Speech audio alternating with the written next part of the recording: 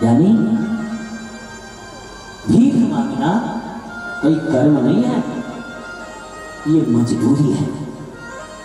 ये उस जीवन की, उस व्यक्ति की सबसे बड़ी मजबूरी है, क्योंकि धर्म का त्याग करना मृत्यु को वर्ण करने से भी ज्यादा होता है। गीता में भगवान कहते हैं स्वधर्मे निधनम श्रेयः परधर्मो भयावह। अपने धर्म में मर जाना भी तुम्हारा कल्याण कर देगा, लेकिन दूसरे धर्म को वो अपना लेना, समझ लो तुम्हारे इस लोक को, परलोक को सब बर्बाद कर देगा। इसलिए अपने धर्म को कभी नहीं छोड़ना चाहिए। और इस धरती पर, सारी समूची धरती पर यदि कोई धर्म है तो मात्र एक है, और वो है सत्य सनातन धर्म। और कोई धर्म नहीं है, बाकी तो सब पंथ हैं जो कुछ कुछ सालों पहले लोगों को इकट्ठे करके केवल साइकोलॉजी का उपयोग करके और लोगों को ताकत के बल पर, लोभ के बल पर लोगों को गुलाम कराया गया। बल्कि धर्म कोई नहीं है, धर्म एक है, और वो है जो धर्म तुम्हारा है, सत्य सनातन। सनातन का मतलब ही होता है जो सदा से था, सदा है और जो सदा रहेगा, ऐसा सनातन। तो आदरणीय कथा प्रेमी सज्जनों, मेरी माताओं, श्री सुदामा जी महाराज, लोग कहते हैं कि वो घर घर भीख मांगते थे। नहीं, बिल्कुल नहीं, भीख नहीं मांगते थे। सुदामा जी अपने ब्राह्मणोचित कर्म करते हैं। कौन से? देखो, ब्राह्मण के 6 कर्म शास्त्रों में बताए हैं। पहला कर्म है अध्ययन करना, दूसरा कर्म है अध्ययन कराना, तीसरा कर्म है दान लेना, और चौथा कर्म है दान देना। दान लेने का अधिकार ब्राह्मण को है, दान देने का अधिकार ब्राह्मण को है, भीख मांगना कोई अधिकार नहीं है। और 5वां धर्म है यज्ञ करना, और 6वां धर्म है यज्ञ कराना। केवल ये 6 कर्म ब्राह्मण के होते हैं। इनसे इतर जो भी ब्राह्मण कर्म करते हैं वह ब्राह्मणेतर कर्म होते हैं। श्री महाभारत के अनुसार और कुछ संत महापुरुषों की वाणी के अनुसार श्री युधिष्ठिर जी महाराज ने जब अंतिम राजसूय यज्ञ किया, ध्यान दीजिए, जो अंतिम राजसूय यज्ञ किया, सब ब्राह्मणों को खूब दक्षिणा दी और हाथ जोड़ करके ये कहा, हे विप्र देवताओं, आगे आने वाले कलयुग में लोग आपसे कर्म तो कराएंगे। सोचेंगे तो ये कि एक ब्राह्मण मेरे घर आए, सुबह से लेकर के शाम तक कर्म करे, शाम से लेकर के रात तक विवाह में लगा रहे, और जब जाए तो उसे 1100 रुपए दक्षिणा देने के लिए सब रिश्तेदार मिलकर पंचायत करें।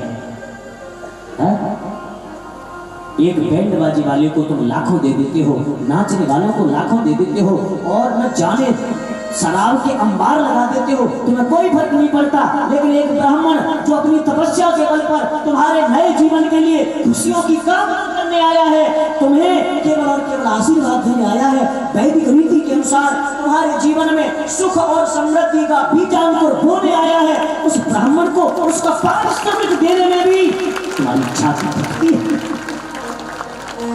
दक्षिणा तो तुम क्या दोगे, उसकी मजदूरी तुम नहीं दे सकते। और ऐसे लोग चाहते हैं कि हमारे यहाँ वेदज्ञ ब्राह्मण आए, हमारे यहाँ सदाचारी ब्राह्मण आए। अरे राम जी, तो तब श्री युधिष्ठिर जी ने कहा, हे विप्र देवताओं, अपने परिवार के पालन के लिए और अपने सम्मान के लिए आप भी कुछ कर्म कर लेना, ताकि तुम्हारा स्वाभिमान बचा रहे। नहीं तो ये दुनिया वाले तुम्हें स्वाभिमान से जीने भी नहीं देंगे, क्योंकि शुरू से यदि सबका टारगेट लक्ष्य कोई रहा है तो केवल एक ब्राह्मण रहा है। ब्राह्मण ने कभी अस्त्र शस्त्र भी नहीं उठाए, बेचारे ने हमेशा समाज का हित चाहा, इस दुनिया के कल्याण के लिए हमेशा जिसने कामना करी, सर्वे भवन्तु सुखिनः, सर्वे सत्संगिरामयः, सर्वे भद्राणि पश्यन्तु मां कश्चित् दुःखभाग् भवेत्, ऐसी घोषणा करने वाला, हर मंदिर से सारे समाज की, सारी दुनिया के लिए कल्याण की कामना करने वाला ब्राह्मण आज सबका लक्ष्य बन गया है। गाली दो तो ब्राह्मण को, भला बुरा कहो तो ब्राह्मण को, दुनिया में बिगाड़ा तो ब्राह्मण ने।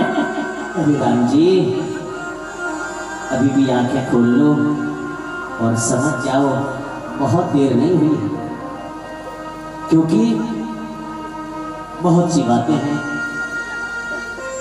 फिर कभी बताऊंगा। लेकिन हाँ, इतना ही है कि मेरे बंधुओं, इस समाज में सबका अपना अपना कर्म है और सबका अपना अपना अधिकार है। न कोई किसी से छोटा है, न कोई किसी से बड़ा है। घर में 4 भाई हैं और 4 भाइयों में उन बड़े भाई का सम्मान तो छोटे को करना होगा ना।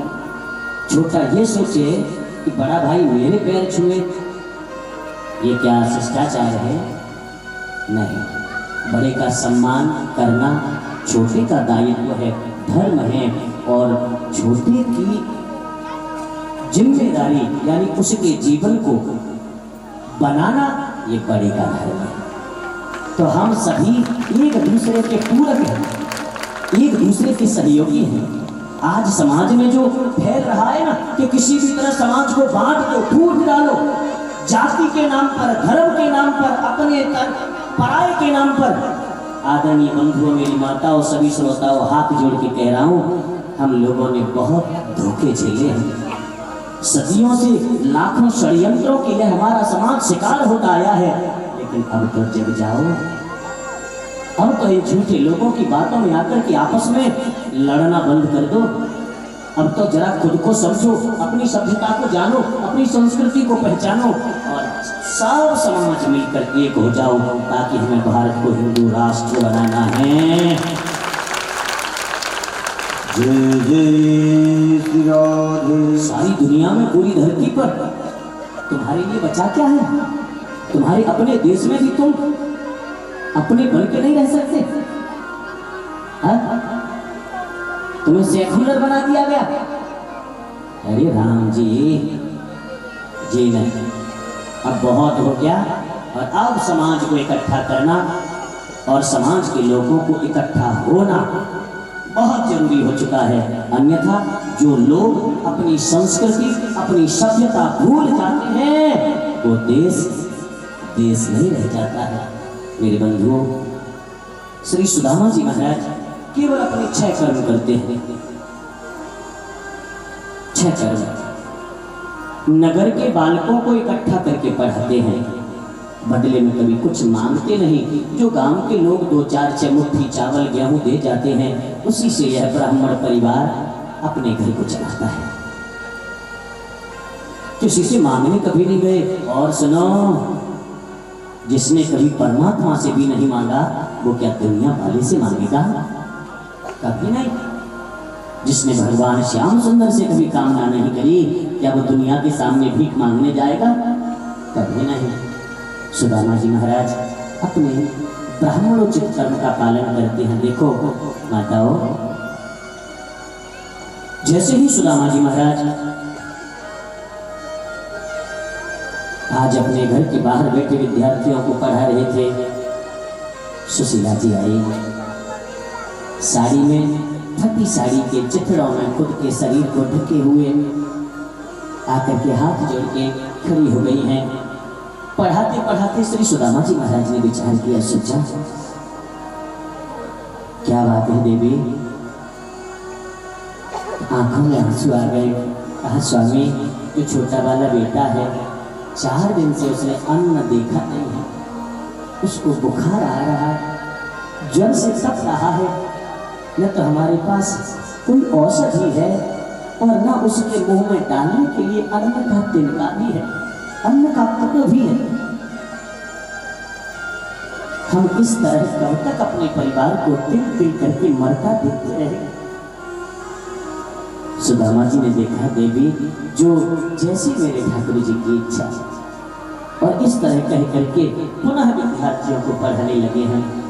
मेरे बंधुओं, सुदामा जी महाराज बैठे हैं, लेकिन आज अधीर हो गई सुशीला जी।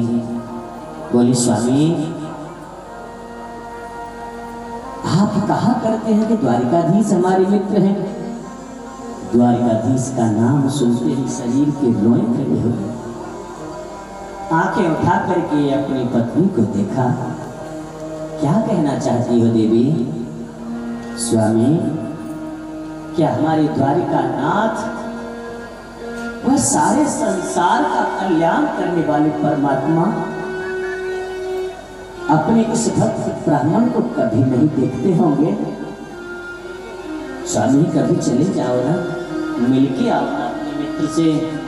बोले देवी मेरा मन बहुत करता है, लेकिन वो द्वारिका का राजा है, मैं अपनी इस कुटिया का मालिक। लेकिन देवी हो ना हो वो मुझे भूल गया हो। सुशीला ने कहा स्वामी ऐसा नहीं हो सकता, वो करुणा की सागर है, करुणा निधान है। वो जो उन्हें याद करता है वो उन्हें कभी नहीं भूलते। आप चले जाओ ना। तो बोले मित्र के घर गुरु के यहाँ खाली हाथ नहीं जाते, हमारे घर तो कुछ भी नहीं है। तब सुशीला जी ने कहा वो मैं व्यवस्था कर दूंगी। और आज यह ब्राह्मणी अपने घर से निकली, 4 घरों में जाकर के इन्होंने धान कूटे और उस धान कूटने के बदले जो घर वालों ने इन्हें 2 मुट्ठी चावल दिए, उसे अपनी फटी साड़ी के पल्लू में लेकर के अपनी झोपड़ी में आई। सोचने लगी मैं दूं कैसे? कुछ चिथड़े पुराने पड़े थे, उनको उन्होंने जोड़ जोड़ करके सी करके इतना कपड़ा बनाया, एक गिलास, और उसमें वह लाए हुए चावल की 1 मुट्ठी रखी और कहा एक मास 2 पाख में 2 एकादशी होए, मेरे घर गोपाल जी नित्य एकादशी। लोगों के यहाँ 1 महीने के 2 पक्ष में 2 एकादशी आती है, लेकिन मेरे घर पर रोज एकादशी है, रोज की एकादशी है। और इस प्रकार 4 मुट्ठी चावलों के रखे हैं और रख करके श्री सुदामा जी महाराज उस पोटली को लेकर के जाने लगे हैं। सुदामा जी जा रहे थे, रास्ते में संतों की टोली मिली है, संग चलते चलते 6 महीना हो गए। और 6 महीने बाद आज जब सुदामा जी महाराज पहुंचे हैं सागर के किनारे, सागर की लहरें कैसे पार करूं? तैरना मुझे आता नहीं, शरीर में इतनी ताकत भी नहीं कि मैं तैर सकूं। एक कन्हैया, हे श्याम सुंदर, हमें बेटा बेटी चाहिए नहीं, मकान दुकान चाहिए नहीं, धन दौलत चाहिए नहीं, चाहिए केवल तेरा दर्शन। यदि तुझे दर्शन देना हो तो ले जाना। और इतना कह करके वहीं उस रास्ते पर एक पेड़ के नीचे बैठ गए हैं। मोबाइल बंद करके कथा पे ध्यान दो। जैसे ही सुदामा जी बैठे और श्याम सुंदर को याद करने लगे,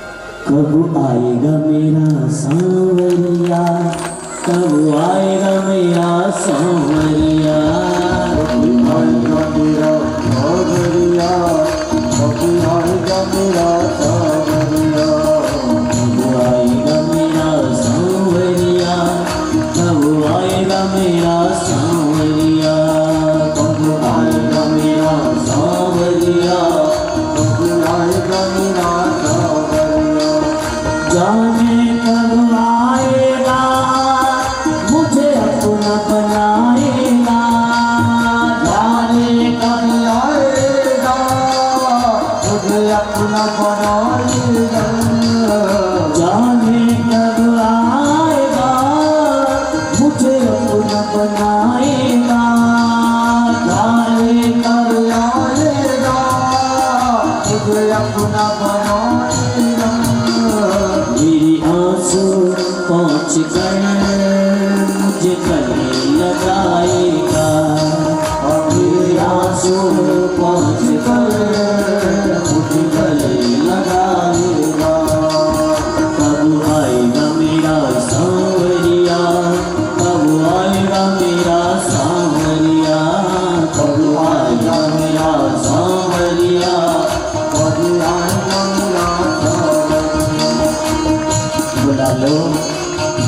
हे श्याम सुंदर, जीवन बीता जा रहा है, आ जाओ।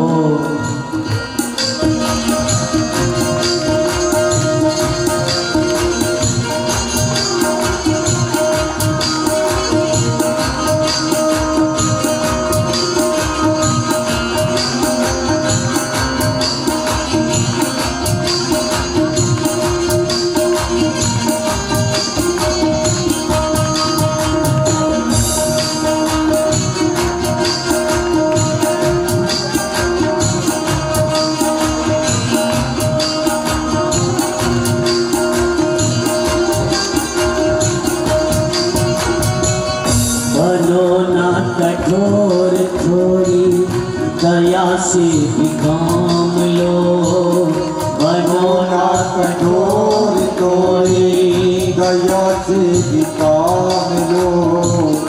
आके कन्हैया मेरे दामन को थाम लो, आके कन्हैया मेरे दामन को थाम लो।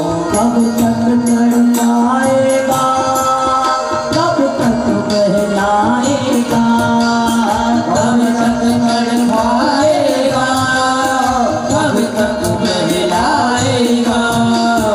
मेरी आंसू पहुँच कर मुझे गले लगाएगा, मेरे आंसू पहुँच कर गले लगाएगा। कब आएगा मेरा सांवरिया, कब आएगा मेरा सांवरिया, कब आएगा मेरा सांवरिया, कब आएगा मेरा सांवरिया।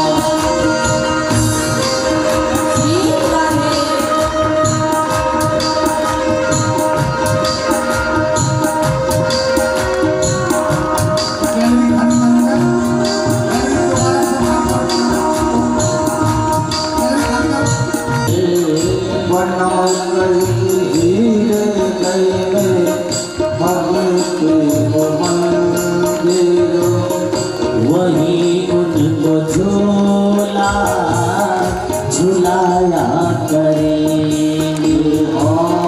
वही उनको झूला झुलाया करे। कन्हैया कन्हैया पुकारा करेंगे, कन्हैया कन्हैया पुकारा करे।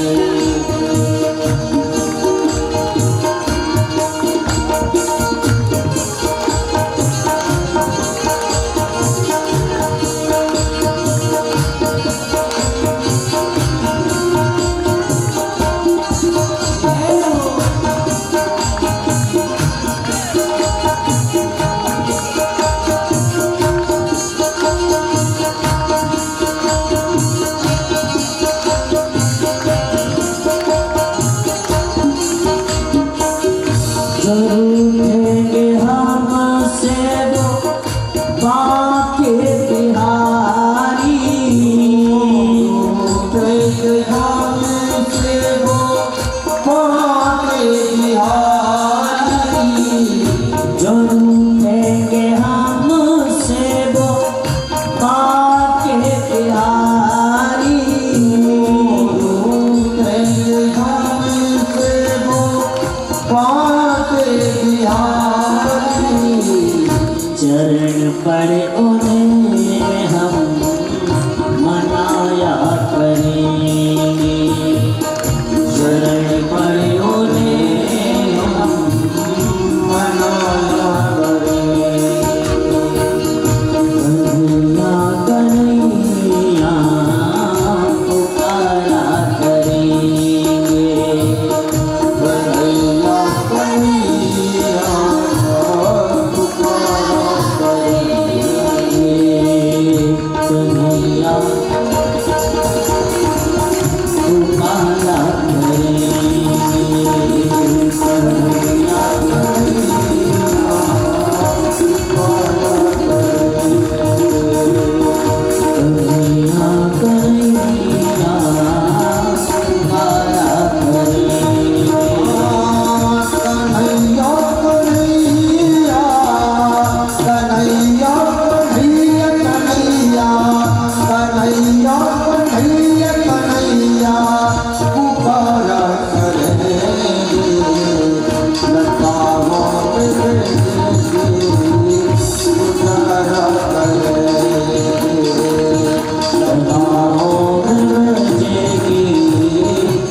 उजाला करेगी और धर्म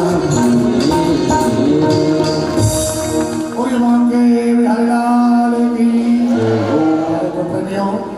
इस झांकी वाकी को हृदयंगम करते हुए आप लोग ये पावन चर्चा बड़ी लक्ष्यता है।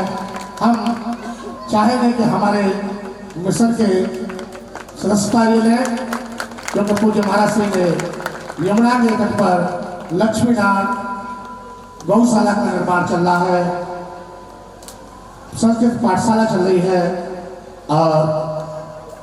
और भी गरीब विद्यार्थियों के पढ़ने की व्यवस्था, इसलिए आज उनको मंच में बुलाया गया है। वो हमारे इस मिशन से जुड़ रहे हैं, इनके लिए एक बार जोरदार तालियों से स्वागत। पूज्य महाराज सिंह के द्वारा लक्ष्मीनारायण गोधाम, लक्ष्मीनारायण गौशाला, लक्ष्मीनारायण संस्कृत पाठशाला एक भव्य आश्रम बन रहा है। जो भी भक्त हमारे इस आश्रम की सदस्यता लेना चाहते हैं, आजीवन सदस्यता 21,000 रुपये, और सेवा के लिए तो कोई राशि निश्चित नहीं है भाई, बूंद से घड़ा भरता है ना। और एक बात ध्यान रखना, अभी आपने पूज्य महाराज सिंह के द्वारा सुना सुदामा चरित्र के बारे में। सुदामा जी ने क्या दिया और भगवान ने क्या लिया और क्या दिया, कोई नहीं जान पाया। वैसे तो भैया सुदामा जी की धन से तो कोई बड़ी व्यवस्था नहीं थी, कोई धनिक नहीं थे सुदामा जी, लेकिन मेरे भाइयों भगवान ने उन्हें गले लगाया और अपने द्वारका जैसा भवन दे दिया। तो अब आप बताइए, भगवान को देने के बाद में कोई घाटे का सौदा नहीं है, क्योंकि हे प्रभु अजब मैं फिर की तेरी बात है, तुझे देते नहीं देखा मगर भोली भरी देखी। भगवान कब देते हैं कब क्या करते कोई नहीं समझ सकता है, क्योंकि गरीबी तोड़ देती है जो रिश्ते खास होते हैं, पराए अपने होते हैं जब पैसे पास होते हैं। ऐसे केवल एक भगवान है, उनसे जुड़े, उनके सेवा कार्यों में जुड़े, यही मेरा मन से आप लोगों को संदेश है। जय श्री राधे, जय श्री कृष्ण। जय हो बोलिए भक्तवत्सल भगवान की अभिनंदन। आइए अब हम आप सभी कथा के विश्राम की ओर चलते हैं। सुदामा जी महाराज जब आज लौटकर घर पहुंचे हैं, जहां पहले टूटी झोंपड़ी हुआ करती थी वहां बड़ी बड़ी सोने के महल बने हैं, और जैसे ही सुदामा जी पहुंचे, सुदामा जी को देखते ही जो महल के दरवाजे पर द्वारपाल खड़े हैं उन्होंने रोक दिया। जी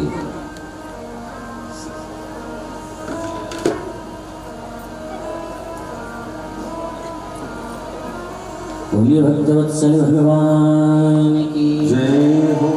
बड़ा सुंदर सभी ने सुदामा चरित्र की प्रस्तुति आप लोगों को दिखाई। एक बार जोरदार तालियों से सभी लोगों के लिए।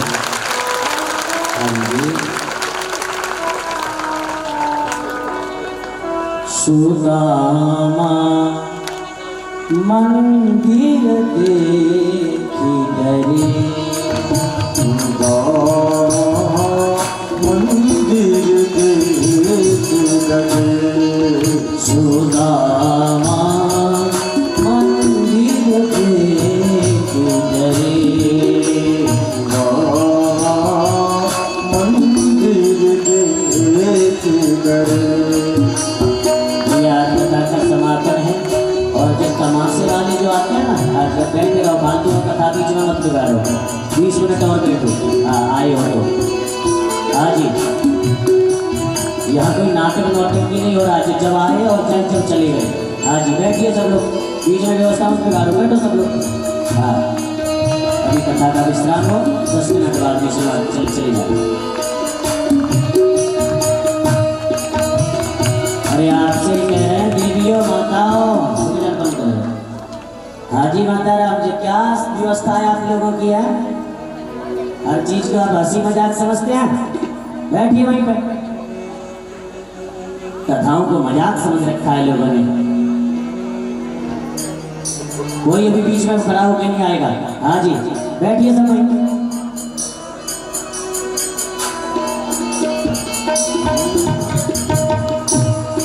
सुनना ही नहीं था तो आई काय को।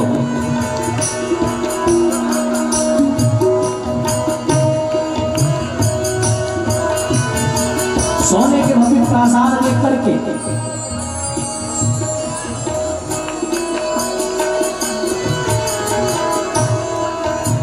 ये इतने कुछ मतलब ढीठ लोग हैं कि ना तो तब मानते हैं ना अब मानते हैं। तब जबरदस्ती घुसेंगे और अब जबरदस्ती निकलेंगे। अरे राम राम, एक बार निवासियों इस बात का ध्यान रखा करो, अब मैं पुराना हो गया हूँ, तुम्हारे लिए कोई नया नहीं हूँ। हमारे यहाँ कोई नाटक नहीं होता है जिसको देखने के लिए तुम ऐसे चले आते हो। कुछ सीखना नहीं है, समझना नहीं है तो हमारे यहाँ मत आया करो। और आए हो तो बैठो और मर्यादा का पालन करो। हर चीज की मर्यादा होती है।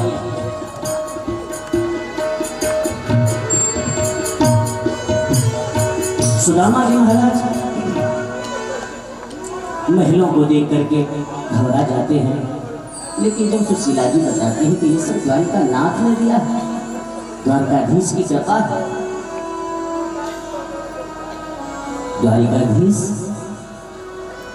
आप पर कृपा कर दिए, तुम्हें धन चाहिए था, सोने चांदी की रोटी बनाओ, बढ़िया हीरे मोती की सब्जी बनाओ। तुम्हें धन चाहिए था, तुम्हें धन मिल गया। मुझे दर्शन चाहिए था, मुझे दर्शन मिल गया।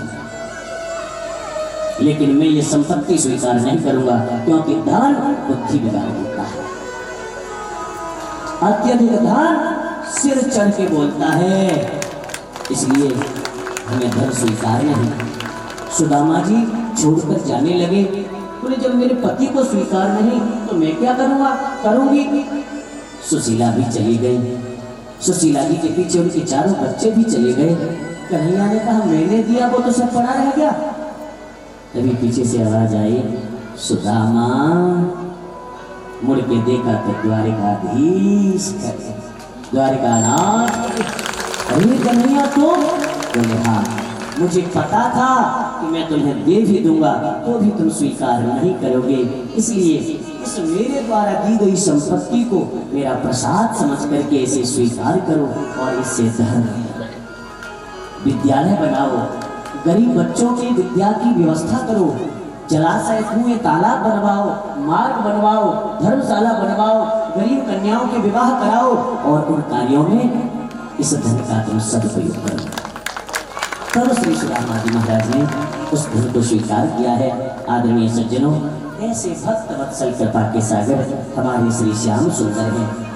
चार चीजें ऐसी होती हैं जो जीवन को बिगाड़ देती हैं। यदि इन चारों में से एक भी है हमारे पास और यदि हम सत्संगी नहीं हैं, अपने बड़ों की बुजुर्गों की बात न सुनते हैं न मानते हैं, तो ये चारों चीजें हमारे जीवन में जहर की तरह काम करती हैं। कौन कौन सी, जरा ध्यान से सुनिए। रूप यानी सुंदरता, दूसरा युवावस्था जवानी, तीसरी बड़ा पद और चौथा अत्यधिक धन। ये चार चीजें ऐसी हैं कि जो सिर पे चढ़ जाती हैं।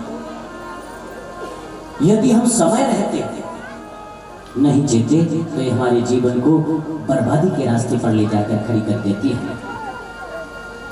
भगवान श्याम सुंदर की जो संतान है सभी सुंदर है, धन की कोई कमी नहीं है, द्वारिकाधीश के बेटे हैं और पद की तो कोई बात ही नहीं है भैया। तो ये आए दिन संत महात्माओं का अपमान करते हैं, अपराध करते हैं। जो भी संत महात्मा दिखते हैं उनकी परीक्षा लेते हैं, मजाक बनाते हैं। कारण जब पैसा बढ़ जाता है ना तो बस किसी को समझता नहीं। और यदि धन बढ़ने के बाद भी यदि आपकी बुद्धि सही ठिकाने पर है तो समझना भगवान की बहुत बड़ी कृपा है, बहुत बड़ा आशीर्वाद है। बंधुओं मेरी माताओं, एक बार सप्त ऋषि सागर के किनारे बैठे थे। भगवान श्याम सुंदर के पुत्र वहां खेल रहे थे, घूम रहे थे। उन्होंने देखा ओहो बाबा जी आए हैं, चलो चलो देखते हैं ये कुछ जानते भी हैं कि वैसे ही बाबा जी बने डोल रहे। ध्यान रखना, संत ब्राह्मणों की परीक्षा करना या ऐसा भाव अपने मन में रखना तुम्हारा सर्वनाश कर सकता है। हाँ, इसीलिए कथा को ध्यान से सुनो और समझो। मेरे श्याम सुंदर अपने बच्चों को हमेशा समझाते हैं कि बेटा तुम चाहे संसार में किसी से उलझ जाना, लेकिन ब्राह्मण और संतों का अपमान मत करना। क्यों? कि विप्र प्रसादात धरणी धरोहम, ये श्री कृष्ण का वचन है। विप्र प्रसादात कमलाभरोहम, विप्र प्रसादात अजिताजितो, विप्र प्रसादात मम नाम राम। मैं धरती को धारण करता हूँ ब्राह्मणों के आशीर्वाद से। भैया जी कौन है इधर? थोड़ा शांति रखिए। हाँ जी, दूसरे के घर में भैया ने काय को हल्ला मचा रहे हो? क्या बात है? थोड़ा देखिए इनको। हाँ जी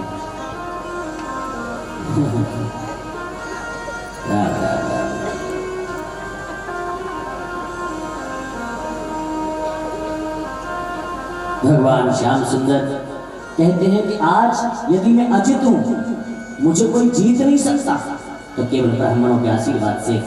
इसलिए कभी भी संत ब्राह्मणों का अपमान अपराध मत करना। लेकिन इन्हें तो बड़ा आनंद आता है महात्माओं को अपमानित करने में। तो जो जाम्बवती के पुत्र है, नाम है सांब। इन सांब ने अपने पेट पर कपड़े बांध करके, स्त्री के कपड़े पहन करके, साड़ी पहन करके और घूंघट मार के बाकी और लोग लेकर के पहुंचे। 170 ऋषियों में जो दुर्वासा जी हैं, उन्हीं दुर्वासा के पास पहले पहुंच गए। कहने लगे, महाराज ये हमारी भाभी हैं, इनके गर्भ में संतान है, ये जानना चाहती हैं कि इनकी बेटी होगी या बेटा। महात्मा जी ने जैसे ही आंख बंद करके देखा तो उधर पर पेट पर कपड़े बंधे हुए हैं। क्रोध आ गया और क्रोध में भरकर दुर्वासा जी ने कहा, इसके गर्भ से न बेटी होगी न बेटा, इसके गर्भ से होगा लोहे का मूसल जो तुम्हारे वंश को समूल मिटा देगा। मूसलम कुलनाशम, तुम्हारे वंश को समाप्त कर देगा। जब इस प्रकार यदुवंश को श्राप लगा, संत ब्राह्मणों के अपमान अपराध के कारण दौड़े दौड़े महाराजा उग्रसेन के पास पहुंचे हैं। जाकर कहा, हमसे गलती हो गई। तो उस लोहे के मूसल को, जब कपड़े खोले हैं तो इतना बड़ा लोहे का मूसल गिरा नीचे, उसको उठा करके लेके गए। तो राजा के कहने से समुद्र के किनारे एक पत्थर पर उसको घिसा। घिसते घिसते घिसते घिसते उसका जो चूर्ण बना वो समुद्र में बहा दिया, जिससे एरका नाम की घास बनी। इतना छोटा सा टुकड़ा बच गया जो घिसा नहीं जा रहा था। कैसे भी उसको फेंक दिया, जिससे एक मछली में निकला। मछली को एक मछुआरे ने पकड़ा। उस मछुआरे के गर्भ से जो टुकड़ा, मछली के गर्भ से जो टुकड़ा निकला, उस टुकड़े को उस शिकारी ने, उस मछुआरे ने अपने बाण में लगा लिया। सारी भूमिका तैयार। अब श्री बलराम जी ने सभी यदुवंशियों के अस्त्र शस्त्र सब जमा करा दिए। किसी के पास कोई अस्त्र शस्त्र नहीं है, बस ऐसे ही घूमते हैं, क्योंकि श्राप लग चुका है, पता नहीं कब प्रभावी हो जाए। एक दिन इन सभी कृष्ण पुत्रों ने सागर के किनारे बैठ करके बारूणी मदिरा का पान किया। हाँ जी, वंश के विनाश की जड़ क्या? मदिरा। आज यदुवंश को किसी ने विनाश की कगार पर ला करके खड़ा कर दिया, वो अभिमान। और अब मदिरा, बारूणी मदिरा इन्होंने खूब पी। और मदिरा पी करके आपस में एक दूसरे पर छीटा कसी करने लगे, मजाक करने लगे। और मजाक ही मजाक में श्राप के कारण इनकी बुद्धि ऐसी हो गई थी कि ये एक दूसरे को पहचानना भूल गए। तो पहले तो इन्होंने एक दूसरे को खूब लात घूंसों से मारा, खूब मारा। और फिर जो एरका नाम की घास थी ना, वो आज इस यदुवंश के लिए तलवार बन गई। यानी तलवार की तरह पैनी और कठोर वह एरका उखाड़ते हैं और एक दूसरे पर मारते हैं। इस तरह सारे यदुवंशी आपस में ही लड़ करके कट कट के सागर के किनारे मर गए। चतुःपंचाव शेषिता, केवल 4-5 बचे जो श्री राधा रानी की कृपा से श्री राधा जी किशोरी जी ने अपने आशीर्वाद से उन्हें बचा लिया था। क्योंकि कृष्ण पत्नियों ने उन 4-5 बालकों को ले जाकर के श्री राधा जी के चरणों में डाल दिया था। हे राधा जी, हे किशोरी जी, यदुवंश मिट जाएगा, अपने श्री कृष्ण के वंश को बचा लो। तब श्री किशोरी जी की प्रताप से, उनकी कृपा से ब्राह्मणों का श्राप बाधित हुआ और यह यदुवंश सुरक्षित बचा। मेरी बंधुओं, मेरी माताओं, कहते हैं श्री सुखदेव जी महाराज के परीक्षित यदुवंश को श्राप लग जाने के कारण जब यह घटना हुई, उस समय तुम्हारे बाबा अर्जुन वही द्वारिका में थे, लेकिन वो भी कुछ नहीं कर पाए। श्याम सुंदर ने सोचा कि अब मुझे भी चलना चाहिए और अपने चतुर्भुज रूप में एक पीपल के वृक्ष के नीचे भगवान प्रकट हो गए, अपने स्वरूप में आ गए हैं।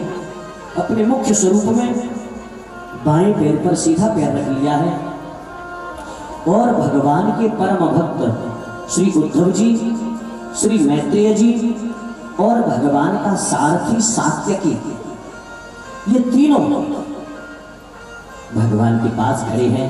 भगवान अपने स्वधाम जाने वाले हैं। भगवान ने बड़ा दिव्य उपदेश करते हुए कहा, भैया ध्यान रखना, ये धरती कर्म भूमि है। यहाँ इस धरती पर तुम जो जैसा कर्म करोगे तुम्हें उस कर्म का फल भोगना ही पड़ेगा, भोगना पड़ेगा। क्योंकि बिना भोगे यहाँ कर्म का फल मिटता नहीं। इतना भगवान उपदेश कर रहे थे, तभी वो बहेलिया आया जिसने अपने बाण में वो लोहे का टुकड़ा लगा रखा था। वृक्षों की आड़ में से भगवान श्याम सुंदर का चरण इसे हिरण की तरह दिखाई दिया, लाल।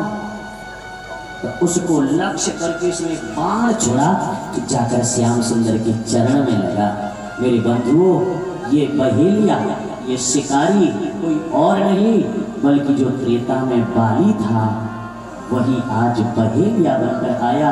यानी बता दिया भगवान श्याम सुंदर ने कि मैंने छुपके बाण मारा था जब बाली को, उसका बदला लेने के लिए आज बाली ने भी मुझे छुपके बाण मारा है।